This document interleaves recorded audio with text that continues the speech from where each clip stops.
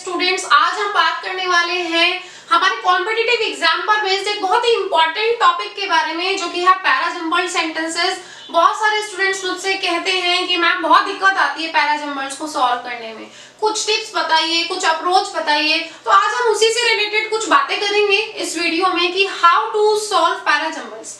पैराजंबल्स जो हैं इन्हें आप रीअरेंजमेंट ऑफ द सेंटेंसेस के नाम से भी जानते हैं, पीक्यूआरएस के नाम से भी जानते हैं।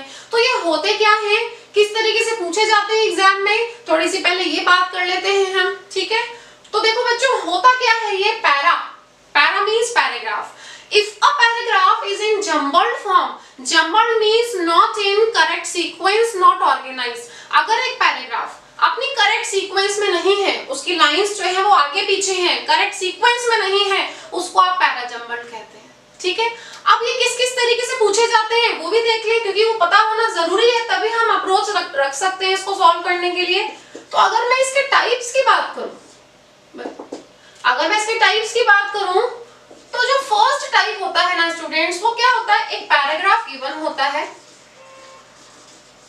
ऐसे, ठीक है, 1 2 3 4 5 6, ये कुछ 6 लाइंस का एक पैराग्राफ गिवन है, A B C D E and F। ये इसको हमने नाम दे दिया A B C D E F। ये 6 लाइंस हैं जो कि करेक्ट सीक्वेंस में नहीं है। अब सबसे पहले तो हमारा जो काम है वो क्या है, इस पैराग्राफ को रीड करो अच्छे से और इसको एक करेक्ट ऑर्गेनाइज्ड वे में लिखो कि कैसे होना चाहिए ये पैराग्राफ। सपोज कीजिए आपने अपना सीक्वेंस बना लिया कि हमारे हिसाब से होना चाहिए ये, ठीक है, कि हमारे हिसाब से ये सेंटेंस ऐसे होना चाहिए, पहले एफ आएगा, फिर बी ए सी डी और ई, ठीक है।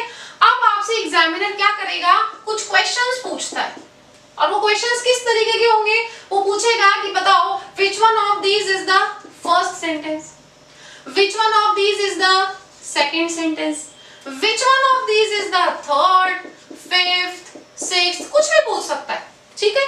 तो आपने तो अपना एक बार सीक्वेंस बना लिया, अब ये जो एग्जामिनर ने क्वेश्चंस पूछे तो आप इजीली बता सकते हो, पहला कौन सा है, एफ है, सेकंड कौन सा है, डी है, लास्ट कौन सा है, ई है। लेकिन ये ध्यान रखो, अगर आपका ये सीक्वेंस गलत हो गया तो आपके ये सारे क्वेश्चंस गलत होने की पॉसिबिलिटी है पूरी, ठीक है ना। हो सकता है 2 एक ठीक भी हो जाए, लेकिन नंबर बहुत इजीली कट जाएंगे यहाँ पे अगर ये सीक्वेंस में गड़बड़ होगी तो, ओके। ये है आपका पहला तरीका, बैंकिंग एग्जाम में ज्यादातर पूछा जाता है ये वाला पैटर्न, ओके। सेकंड जो टाइप है वो कौन सा है बच्चों, सेकंड में आपको सेंटेंस 1 गिवन होता है, सेंटेंस 6 भी गिवन होता है। मतलब हमारे थोड़ा सा इजी कर दिया एग्जामिनर ने, उसने हमें ओपनिंग सेंटेंस दे दिया कि कहां से शुरू हो रहा है हमारा पैराग्राफ, और क्लोजिंग सेंटेंस दे दिया कि कहां खत्म हो रहा है हमारा पैराग्राफ, ठीक है। अब बीच में 4 लाइंस होंगी, P Q R S। अब हमारा काम आसान हो गया, अब हमें केवल इन 4 लाइंस को ऑर्गेनाइज करना है, इनकी सीक्वेंस तैयार करनी है कि ये करेक्ट फॉर्म में कैसे होंगी, ठीक है। इसके लिए एग्जामिनर हमें थोड़ी सी और कंफर्टेबिलिटी देता है कि वो हमें 4 ऑप्शन दे देता है।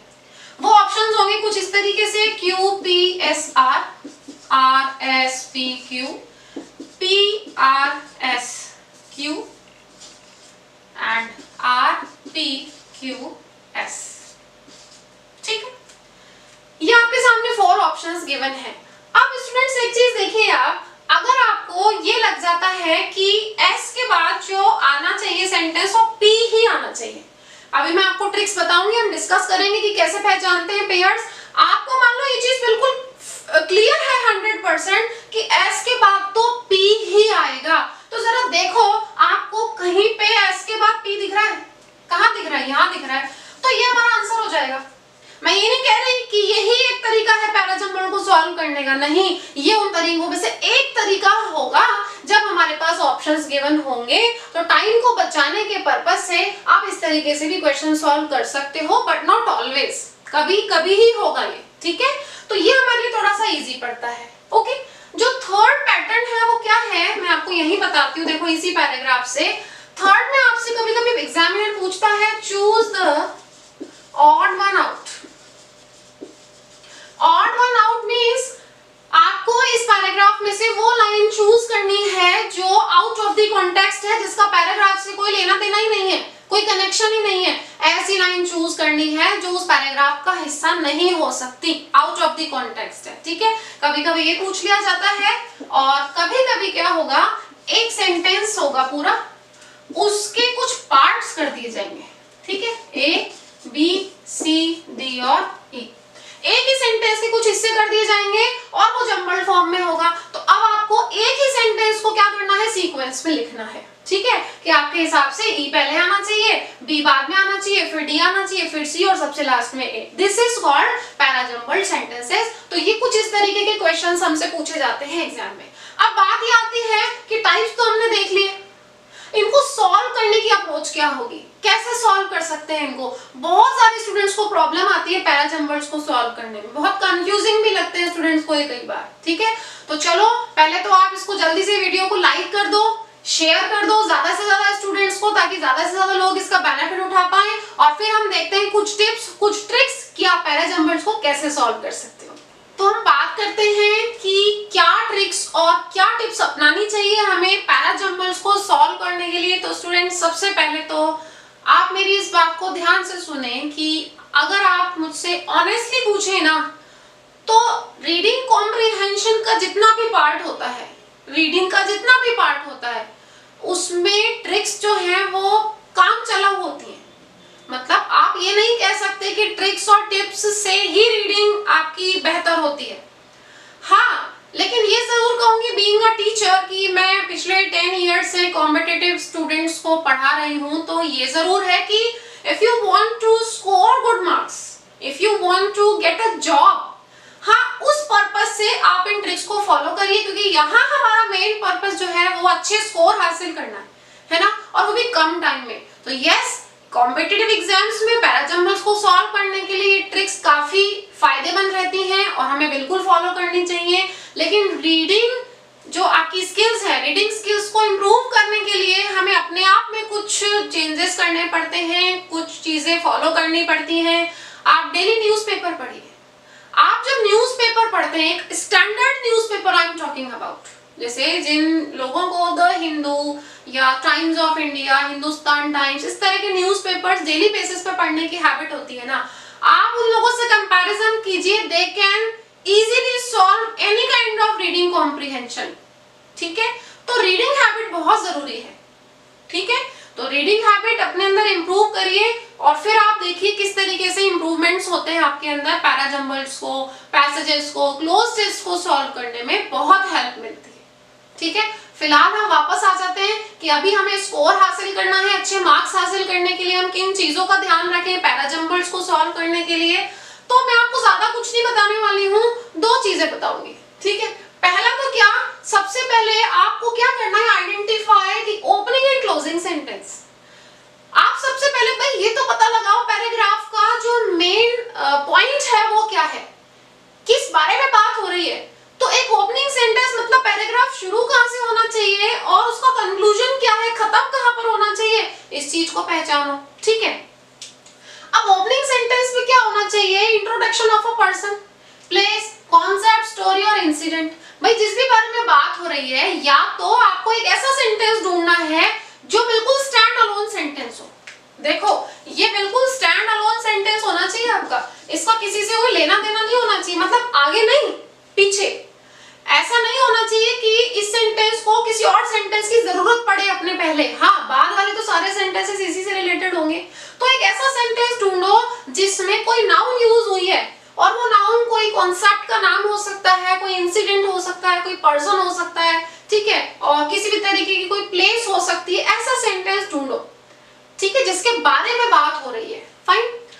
क्लोजिंग सेंटेंस में क्या है, कंक्लूजन होगा, ज्यादा से ज्यादा आपको कंक्लूजन ढूंढना है, रिजल्ट ढूंढना है, रिएक्शंस ढूंढने हैं, ठीक है। तो एट लास्ट, फाइनली, इवेंचुअली, दस, इस तरह के जो शब्द है ना स्टूडेंट्स, वो आपको ये बताते हैं कि बात जो है वो एंड होने की कगार पर आ गई है, ये उस एक्शन का रिएक्शन होगा, ये रिजल्ट है, ठीक है। तो at last, finally, eventually means आखिरकार, दस मींस इस प्रकार। तो इस तरह के वर्ड्स आप तभी यूज करते हो जब आप किसी कंक्लूजन पर पहुंचते हो। तो इस तरह का सेंटेंस ढूंढने की कोशिश करो जिसमें आपको ये लग रहा हो कि पूरी बात का निचोड़ है, ठीक है। अब अब एक बात और ध्यान से सुनो कि आपको इस प्रोसेस में अपना 100% नहीं लगाना। इसका मतलब ये नहीं है कि आपको ओपनिंग सेंटेंस और क्लोजिंग सेंटेंस ढूंढना ही नहीं है, ढूंढना है, लेकिन अपना पूरा दिमाग इस पर नहीं लगाना, क्योंकि ये कई बार बहुत मुश्किल हो जाता है हमारे लिए। आपको ध्यान किस चीज पर लगाना है वो मैं आपको सेकंड पॉइंट बता रही हूँ, ठीक है स्टूडेंट्स। जो दूसरी चीज है ध्यान रखने वाली पैराजंबल को सॉल्व करने के लिए, वो है मेक लॉजिकल पेयर्स। बहुत हेल्पफुल रहती है ये ट्रिक, एग्जाम में कम टाइम में क्वेश्चन को सॉल्व करने के लिए बहुत काम आती है ये ट्रिक, मेक लॉजिकल पेयर्स। अगर आपके पेयर्स लॉजिकल बन जाते हैं, मैंने आपसे कहा था ओपनिंग और क्लोजिंग सेंटेंस पे ज्यादा ध्यान नहीं देना, तो फिर ज्यादा ध्यान किस पे देना है, जोड़े बनाने में, पेयर्स बनाने में। आप जो पेयर्स बना लेते हो तो बहुत इजीली आपका पैराग्राफ एक फ्लो में चलने लग जाता है और सॉल्व होता चला जाता है, और आपको ऑप्शंस भी मैच करने लग जाते हैं बहुत जल्दी। देखिए जरा क्या होगा, ये पेयर्स किस तरीके के होंगे, मैं आपको काफी सारे पेयर्स बताऊंगी। जो ए नंबर का जो पेयर है वो है नाउन प्रोनाउन का पेयर। सबको पता है कि a pronoun is used in place of a noun to stop the repetition of a noun again and again, है ना।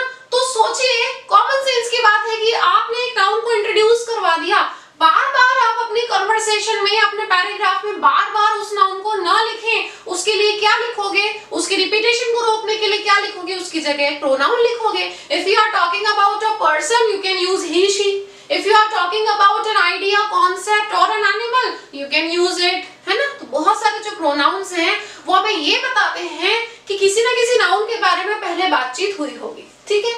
तो देखिए कैसे आप पेयर बनाएंगे। सपोज मैंने 2 ही लाइंस ली हैं, सारा पैराग्राफ मेरे लिए लिखना पॉसिबल नहीं है, बहुत लंबा वीडियो हो जाएगा।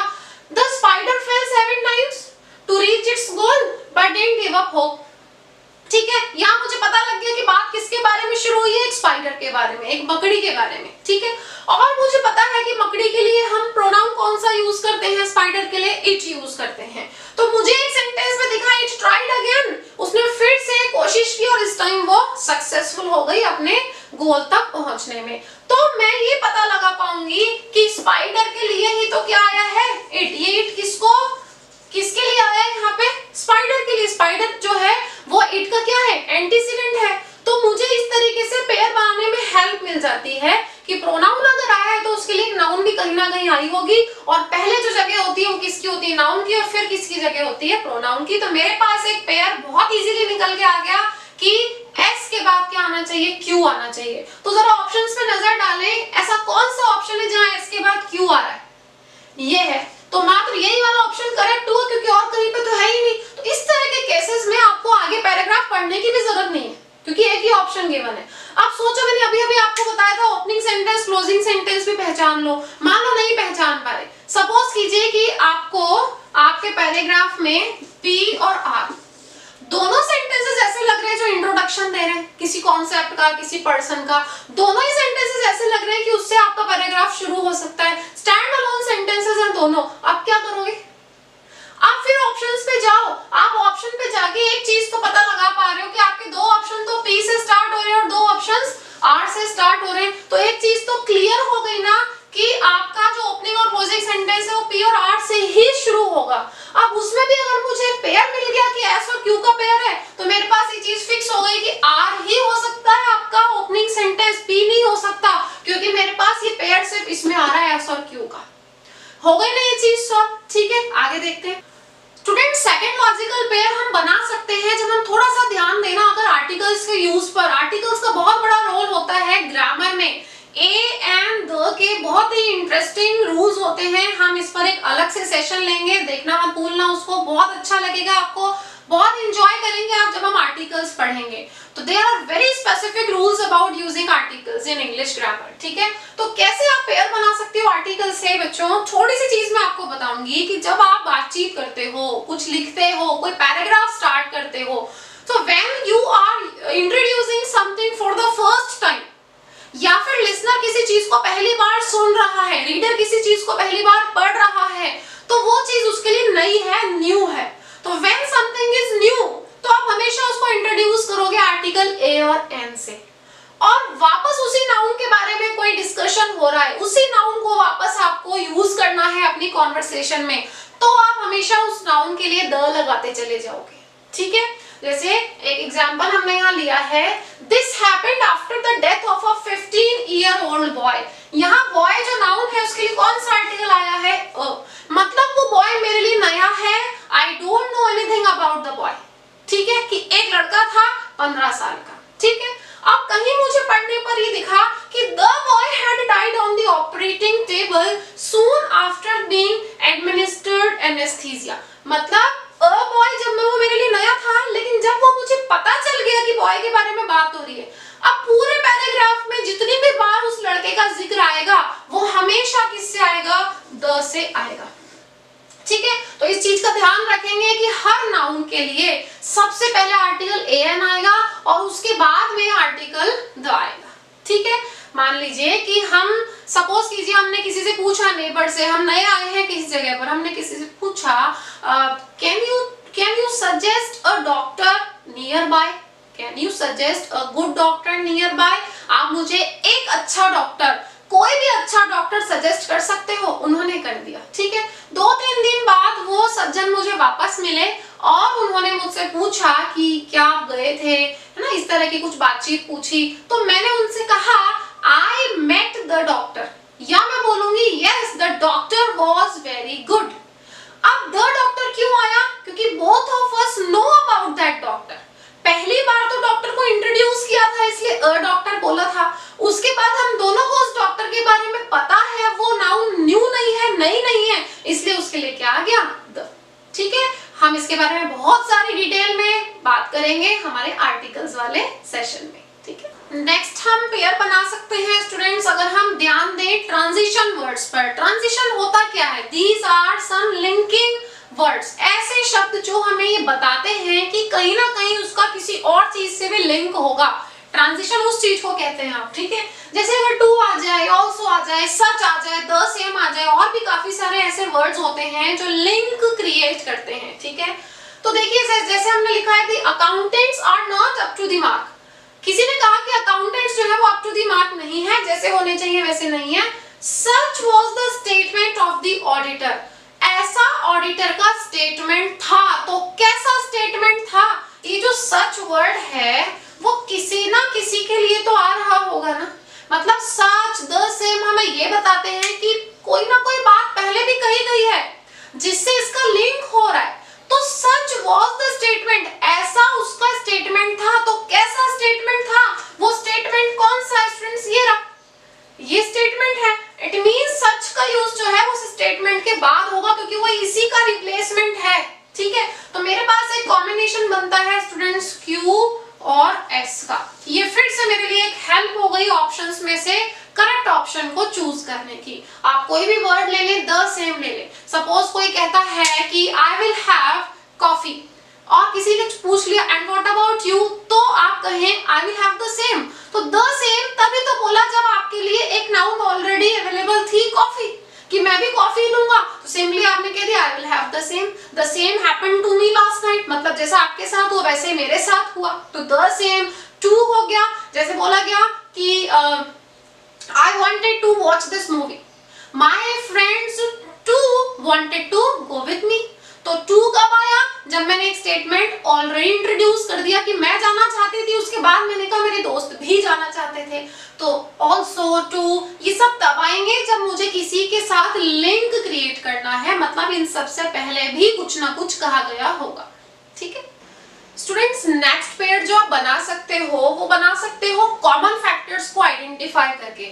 आपका जो गिवन पैराग्राफ है उसमें देखिए वो कौन से 2-3 लाइंस कौन सी हैं जिसमें कॉमन चीजों की बात हो रही है, जिससे आप एक रिलेशनशिप एस्टेब्लिश कर सकते हैं उन लाइंस के बीच में, और बहुत इजीली आपका पेयर बन के तैयार हो सकता है। जैसे यहाँ मैंने एग्जांपल लिया है, as the girl grew up she became prettier and prettier, prettier and prettier. जैसे जैसे लड़की बड़ी हो रही थी, सुंदर होती जा रही थी, तो यहाँ मुझे एक वर्ड मिलता है प्रिटियर। जैसे मैं अपनी रीडिंग को आगे बढ़ाती हूँ, मुझे एक और सेंटेंस नजर आता है, and the prettier she became the more the sisters hated हर।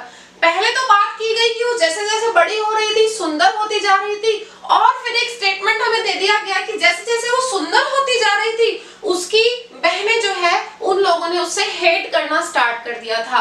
तो एक रिलेशनशिप बन रहा है, कॉमन फैक्टर मुझे कौन सा मिल रहा है, प्रिटियर, और इस सेंटेंस में भी मिल रहा है प्रिटियर। ठीक है, तो एक फ्लो बन रहा है आपकी बातचीत में, आपकी कॉन्वर्सेशन में एक बहुत अच्छा फ्लो बन रहा है कि पहले सुंदरता की बात की गई और फिर दोबारा से ही सुंदरता को उससे रिलेट किया गया है। तो इस तरीके से आप कॉमन फैक्टर्स को आइडेंटिफाई करके एक पेयर बना सकते हैं। अब ये चीज बिल्कुल क्लियर हो गई कि Q के बाद में B तो आएगा ही आएगा, तो आप इसका सहारा लेकर भी आपके जो ऑप्शंस हैं उसमें से करेक्ट आंसर को टिक कर सकते हो। ठीक है, इसके अलावा हम पेयर बना सकते हैं अब्रिविएशंस और एक्रोनिम्स के थ्रू। ये होती हैं short forms. Abbreviation means short form and acronyms means जब आप दो या दो से ज्यादा वर्ड्स के स्टार्टिंग वाले लेटर को ऐड करके एक वर्ड बना लेते हैं, उसको आप एक्रोनिम कहते हैं। ठीक है, जैसे रिजर्व बैंक ऑफ इंडिया का एक्रोनिम होगा RBI।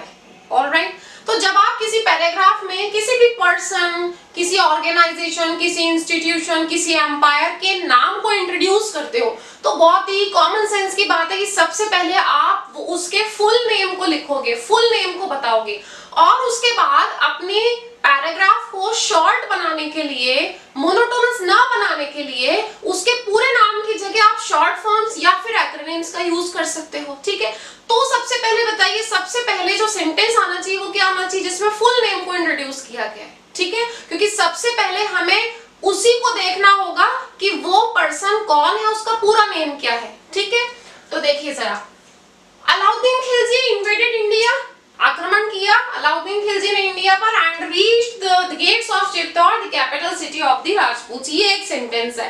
अब यहाँ पर देखिए एक राजा का नाम आया है अलाउद्दीन खिलजी। जब मैं आगे बढ़ती हूँ तो मुझे सिर्फ क्या दिखता है, खिलजी। तो खिलजी को पढ़कर मुझे ये समझ में आ जाता है कि ये खिलजी कौन है, वही है जिसका मैंने पूरा नाम पहले इंट्रोड्यूस करवा दिया है। ठीक है, तो आगे पढ़ने की जरूरत हमें नहीं है। मुझे एक पेयर मिल चुका है, P के बाद में क्या आना चाहिए, S। ये कभी भी SP नहीं बन सकता स्टूडेंट्स। क्यों नहीं बन सकता? क्योंकि मैं शॉर्ट फॉर्म को पहले इंट्रोड्यूस नहीं करवा सकती। मुझे सबसे पहले उसका फुल नेम इंट्रोड्यूस करवाना पड़ेगा और फिर उसको रेफर करता हुआ दूसरा स्टेटमेंट आ सकता है जिसमें उसका छोटा नाम यूज हुआ है। ऐसे ही किसी सेंटेंस में अगर रिजर्व बैंक ऑफ इंडिया की बात हुई है तो रिजर्व बैंक ऑफ इंडिया वाला सेंटेंस पहले आएगा और जिसमें RBI लिखा गया है वो सेंटेंस बाद में आएगा। ठीक है, तो इसका भी थोड़ा सा ध्यान रखना। स्टूडेंट्स, वैसे तो जो कॉमन ट्रिक्स अपनाते हैं हम लोग पैराजंबल को सॉल्व करने के लिए वो सब मैं आपको बता चुकी हूँ। इससे 70 to 80% हमारी हेल्प हो जाती है, लेकिन बिलीव मी, जो जैसा कि मैंने आपको पहले भी कहा था कि रीडिंग स्किल्स बहुत इंपॉर्टेंट है। आप इस पैटर्न से एक हद तक पैराजंबल या किसी भी तरीके का रीडिंग कॉम्प्रिहेंशन का क्वेश्चन सॉल्व कर सकते हो, बट एट लास्ट तो जो चीज काम आएगी वो आपकी रीडिंग स्किल्स ही आएगी। और रीडिंग स्किल्स के लिए आप प्रैक्टिस करिए डेली। कभी कभी क्या होता है कि हमें इस तरह की चीजों से भी हेल्प मिल जाती है। सपोज हमारे पास कंजंक्शन आया है कोई, ठीक है, और वो कंजंक्शन है सपोज एंड। अब इससे क्या होगा, मुझे पता रहेगा कि एंड जिन दो सेंटेंसेस को जोड़ता है वो सेम टाइप के होते हैं। तो आप देखोगे आपके पैराग्राफ में वो दो सेंटेंसेस कौन से हैं जिनमें एक कोऑर्डिनेशन है। ठीक है, सेम टाइप के सेंटेंसेस हैं, मतलब आप पहले सेंटेंस को दूसरे सेंटेंस से कुछ ऐड ऑन करने के लिए यूज कर रहे हो, तो वो देख सकते हो। कभी कभी क्या कर सकते हो, बट आ रहा है मान लो, तो जो आपका सेंटेंस 1 होगा वो कॉन्ट्राडिक्शन होगा सेंटेंस 2 का। ठीक है, ये क्या शो करता है हमें, कॉन्ट्रास्ट, विरोधाभास शो करता है कि दोनों सेंटेंसेस में कहीं ना कहीं कॉन्ट्राडिक्शन है, सेम टाइप के सेंटेंसेस नहीं है। ऐसे ही आप कभी कभी क्या कर सकते हो, सो और देयरफॉर अगर आपके पैराग्राफ में आ रहा है तो आपको ये पता होगा कि पहले कहीं ना कहीं रीजन दिया होगा और उसके बाद में कहीं ना कहीं उसका रिजल्ट होगा, क्योंकि सो और देयरफॉर किसके लिए यूज होते हैं, किसी चीज के रिजल्ट को शो करने के लिए। तो ये कुछ छोटे छोटे ट्रिक्स और हैं। अब देखो, जो भी हमने अब तक पढ़ा है उस चीज को फॉलो करके, सपोज कीजिए मेरे पास कुछ पेयर्स निकल के सामने आते हैं, चाहे वो आर्टिकल से हो, चाहे वो कंजंक्शन से हो, चाहे वो कॉमन फैक्टर से हो, चाहे वो अब्रीविएशन से हो। मेरे पास निकल के आए AE BC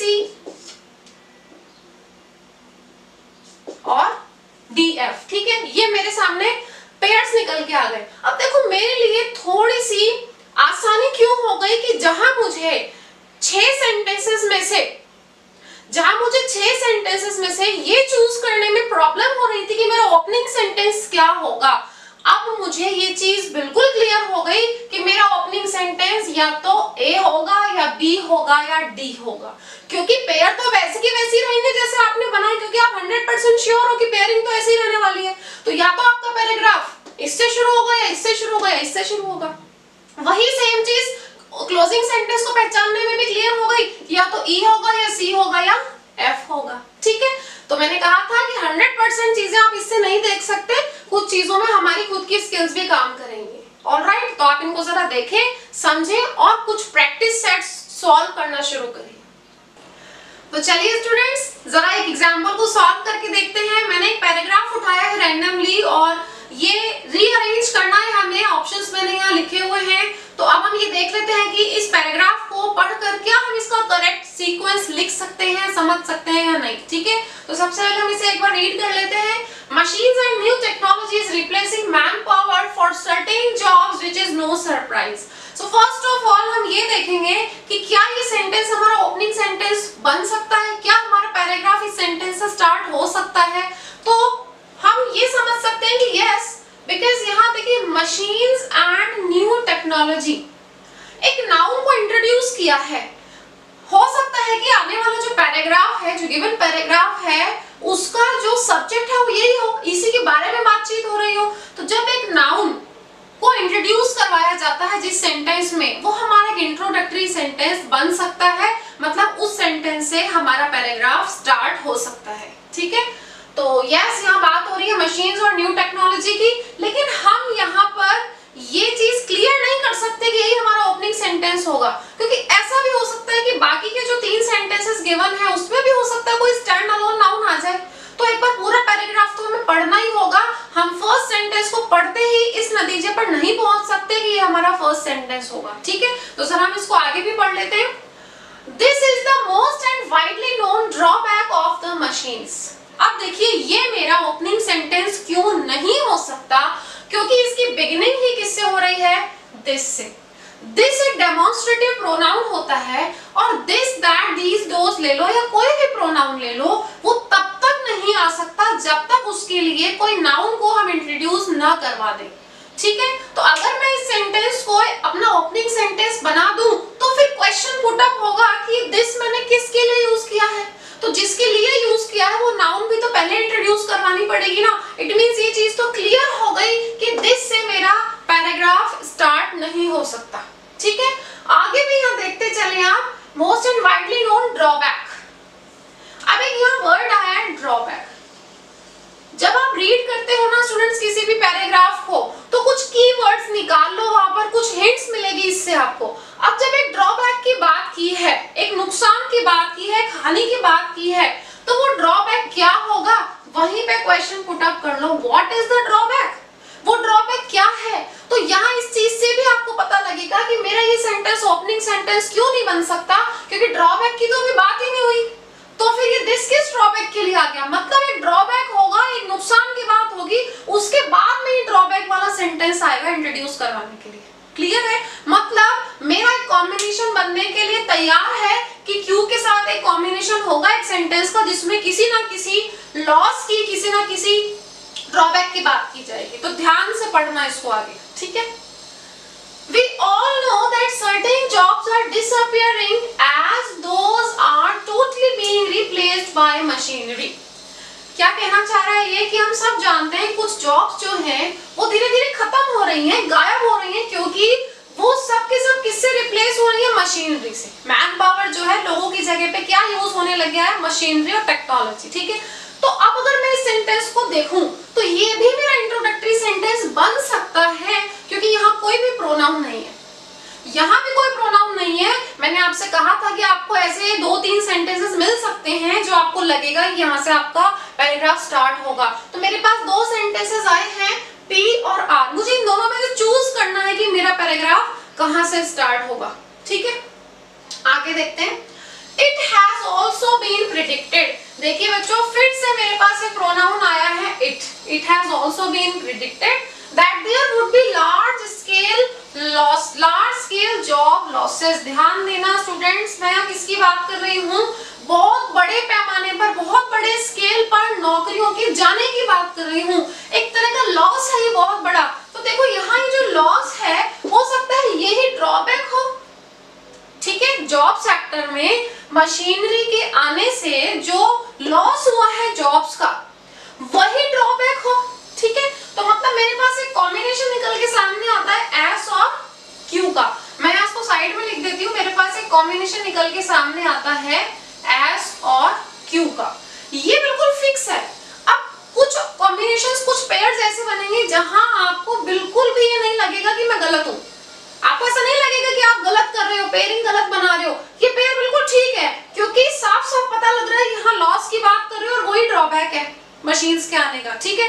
अब हो सकता है यहीं पे आपका क्वेश्चन सॉल्व हो जाए, आपका टाइम बच जाए, ठीक है भाई। एग्जाम के पॉइंट ऑफ व्यू से तो आप इसी चीज को अपनाओ और आंसर टिक कर दो, क्योंकि एक पेयर तो आपको मिल गया। देखो जरा कहां पर आ रहा है एस क्यू, यहाँ नहीं आ रहा, यहाँ पे आ रहा है, यहाँ पे भी आ रहा है, यहाँ नहीं आ रहा, ठीक है। तो मतलब मैं क्या करूं, अपना टाइम बचाने के लिए एक बार इस ऑप्शन को एलिमिनेट कर दूं और इस ऑप्शन को एलिमिनेट कर दूं। किस बेसिस पर कि मेरे पास एक कॉम्बिनेशन तो आ गया ना साहब एस और क्यू का। एस और क्यू का कॉम्बिनेशन मेरे पास बी में भी है और सी में भी है। अब मुझे बस ये देखना है कि ये आर पी होना चाहिए या पी आर होना चाहिए। वही बात आ गई, मैंने आपसे कहा था मेरे पास दो इंट्रोडक्टरी सेंटेंसेस निकल के सामने आ रहे हैं, जिसमें मुझे चूज करना है कि मेरा पैराग्राफ कहां से स्टार्ट होगा। तो जरा इसको भी देख लेते हैं कैसे पता लगेगा। Machines and new technology is replacing manpower for certain jobs, और ये कोई सरप्राइज वाली बात नहीं है, ठीक है। बात यहाँ खत्म। We all know that certain jobs are disappearing। देखो ध्यान से, disappearing, और यहाँ पे क्या आ रहा है, replacing। अब आप एक चीज सोचो, कॉमन सेंस लगाओ कि जब मैन पावर की जगह मशीन्स और टेक्नोलॉजी ले रही है ना, तो पहले जॉब्स खत्म होंगी, पहले नौकरियां डिसअपीयर हो जाएगी या पहले रिप्लेसमेंट होगा। भाई धीरे धीरे लोगों की जगह मशीन्स ले रही हैं, ये एक्शन है। और उसका रिएक्शन क्या है कि धीरे धीरे इस वजह से जॉब्स कम होती चली जाएंगी, गायब होती चली जाएंगी। तो मतलब पहले रिप्लेसमेंट होगा, उसके बाद ही तो जॉब डिसअपीयर होगी ना, ठीक है। तो मतलब मेरे पास एक कॉम्बिनेशन निकल के सामने क्या आया, पी और आर का, ठीक है। यहाँ लिख देते हैं इसको, पी और आर का। मतलब ये दो कॉम्बिनेशंस बिल्कुल ठीक थे। तो देखो यहाँ हमारे पास आंसर निकल के सामने आ गया पी आर एस और क्यू, ठीक है। ये नहीं होगा इसका आंसर। क्यों नहीं होगा, क्योंकि मैंने आपको बता दिया पहले डिसअपीयर नहीं होंगी जॉब्स, पहले रिप्लेसमेंट होगा, उसके बाद धीरे धीरे रिएक्शन होगा, रिजल्ट निकलेगा, और वो रिजल्ट क्या होगा कि नौकरियां डिसअपीयर होती जाएंगी, ठीक है। और देखिए कई सारी चीजें होती है जिससे आप एक हिंट निकाल सकते हो, एक कॉम्बिनेशन बना सकते हो, एक कनेक्शन बना सकते हो दो चीजों में। देखो यहाँ आ रहा है it has also been predicted. तो देखो आल्सो कब लिखते हो आप, जब एक चीज को पहले इंट्रोड्यूस करवा चुके हो तभी तो आल्सो लिखते हो। मतलब भी means you are going to introduce one more thing कि it has also been predicted, कि इस चीज को भी प्रेडिक्ट किया जा चुका है। मतलब एक बात कही गई होगी पहले, और वो बात क्या है, देखो एस से पहले क्या आ रहा है, आर आ रहा है ना। तो आर में क्या कहा कि भी बहुत सारी नौकरियां जो है वो डिसअपीयर हो रही हैं, और ये भी अनुमान लगाया जा रहा है कि इस जॉब्स के डिसअपीयर होने की वजह से जो जॉब्स के लिए उसमें बहुत बड़ा लॉस आने वाला है। लॉस आ गया, उसके बाद क्या है, वो ड्रॉबैक बता दिया, ठीक है। तो शुरुआत कहां से हुई, पहले तो बोला न्यू टेक्नोलॉजी और मशीनरी क्या कर रही है, मैन पावर को रिप्लेस कर रही है, ठीक है, रिप्लेस कर रही है। उसके बाद हमने कहा कि हम सबको पता है कि इस तरीके से अगर रिप्लेसमेंट होता रहा तो जॉब्स क्या होती जाएंगी, डिसअपीयर होती जाएंगी, डिसअपीयर होती जाएंगी। इससे अनुमान क्या लगाया जा रहा है भाई, डिसअपीयर होते जाएंगे। आल्सो बीइंग प्रेडिक्टेड, ये भी अनुमान लगाया जा रहा है कि लार्ज स्केल में जॉब लॉस होगा, बहुत सारी नौकरियां चली जाएंगी, और नौकरियां चली गई तो यही क्या हो गया, ड्रॉबैक। तो बताओ कनेक्शन नहीं बना क्या, वन बाय वन कनेक्शन बन गया। तो आपका जो करेक्ट कॉम्बिनेशन हो गया वो हो गया पी आर एस और क्यू, ठीक है।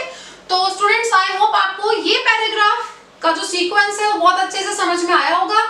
फिर भी अगर आपको कोई डाउट है तो जैसा कि मैं हर वीडियो में कहती हूँ, आप मुझे कमेंट सेक्शन में लिखकर भेजिए या मुझे व्हाट्सएप पर लिखकर भेजिए, मैं आपका डाउट क्लियर करने की पूरी कोशिश करूंगी।